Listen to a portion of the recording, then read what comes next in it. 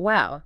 Looks like we're going deep on the Porsche 944 today. Yeah, you weren't kidding when you said you found a ton of material. Articles, excerpts, forum posts. Someone's ready to become a 944 expert. Definitely. And it's not just the usual stuff. There's so much variety in here. Yeah, we've got the history, the evolution, racing, even some cultural stuff. It's going to be a fun one, that's for sure. Absolutely. So we're not just talking specs here. No, this is about understanding what made the 944 special, right? Exactly.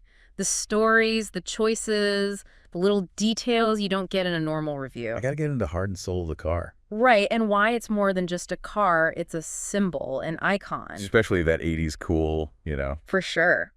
But before we get ahead of ourselves, got to start at the beginning. Oh, you mean with the 924? Its predecessor. Yeah, been reading about it. It seems like the 944 had an interesting birth, huh? It did. The 924, it was a joint project, between Volkswagen and Porsche. Oh, right. I forgot about that. And there was this whole identity crisis around it. Oh.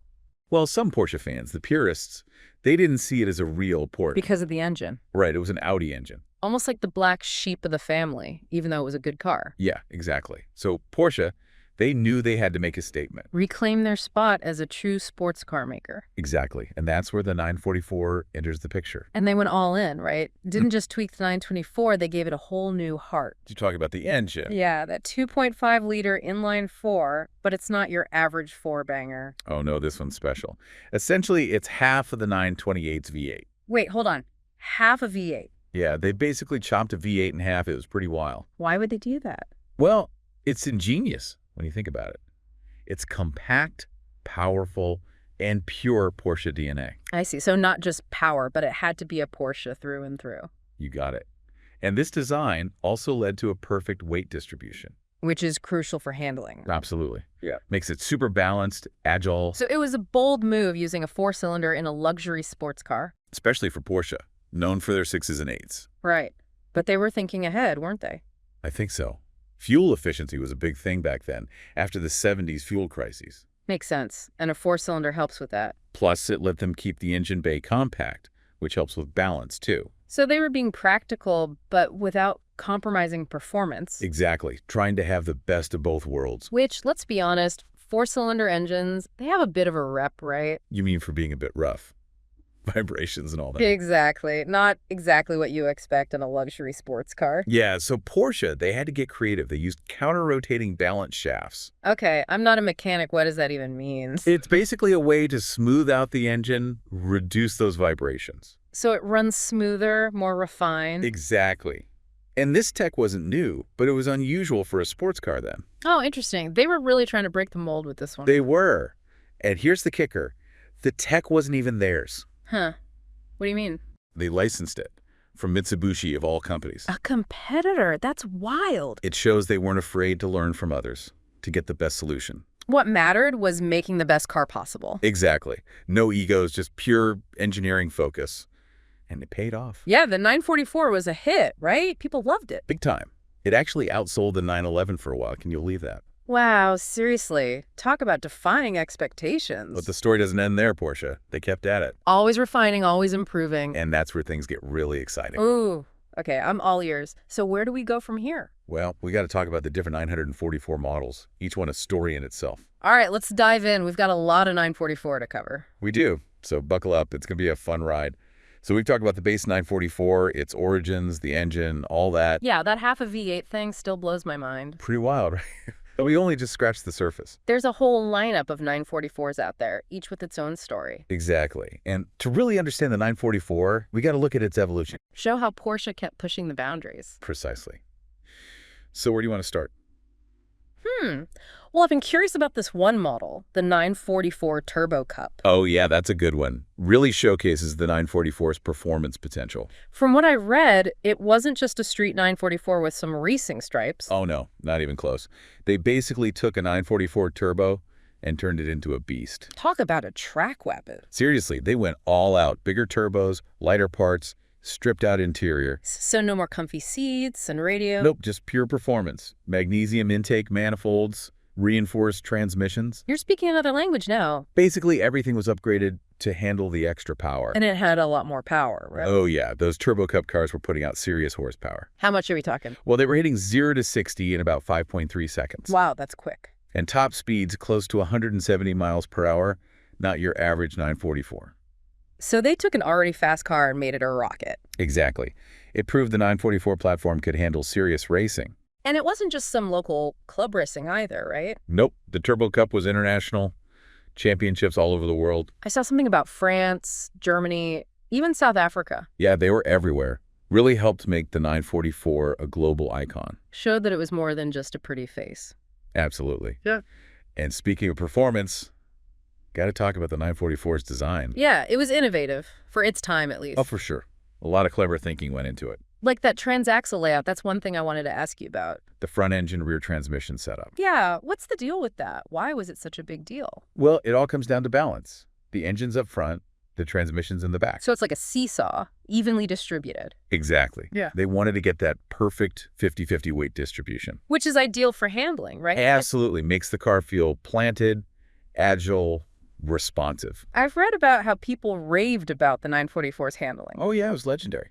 Like it was on rails, they said. So the transaxle layout, it wasn't just a gimmick, it really worked? It did, big time. And it had some practical benefits, too. Really? Like what? Well, moving the transmission back freed up space in the cabin. More legroom for the passengers. Yeah, and more cargo space, too. So you could actually use it as a daily driver, not just a weekend toy. Exactly. Practicality and performance all in one package. Not a bad combo. Okay, but there's one design thing I can't get over. What's that? Those flared wheel arches. They're like the 944's signature look. You mean like the 924 Carrera GT? Is that where they got the inspiration from? Yeah, that limited production racing version. They had those big arches. So it's like a little nod to the 944's racing heritage. Could be. And they're not just for looks. They serve a purpose. Oh, yeah. What's that? Well, those wider arches let them fit wider tires, more grip, better handling. So form follows function, classic design principle. Yeah, exactly. Speaking of design, though, there was a weird thing with the 944s. You mean the whole US versus European thing? Oh, yeah, the bumpers, right? Yeah, it's like they were two different cars. Well, those big clunky bumpers on the US models, those were for safety. Safety. Yeah, US regulations, they had stricter standards back then. So they had to add all that extra padding? Pretty much. Not the most elegant solution, but it did the job. So the American 944 owners, they got the safe version. But it added weight, which affected performance a bit. So it was a trade-off style for safety. Pretty much. But hey, at least they were protected in a fender bender. True.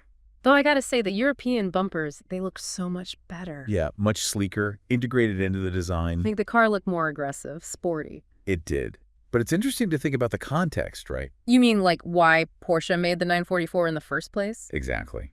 They were facing some challenges back then financially. I mean, Really, Porsche? yeah, the 911, as iconic as it is, it wasn't selling in huge numbers. So they needed a car that could appeal to a wider audience. Exactly. Something more affordable, more practical, but still a true Porsche. And the 944 fit the bill perfectly. It did, and it became a huge success for them. Saved the company, some might say? Well, it definitely helped, brought in a whole new wave of Porsche fans. And changed people's perceptions of what a Porsche could be. Exactly. It wasn't just a car for the elite anymore. And it had that yuppie image, too, for a while. Oh, yeah, the car for the upwardly mobile, aspirational crowd. But that faded, right? People realized it was a serious sports car. Oh, yeah, once they got behind the wheel, they knew it was the real deal. Performance spoke louder than image. Exactly. It earned its respect, became a legend in its own right.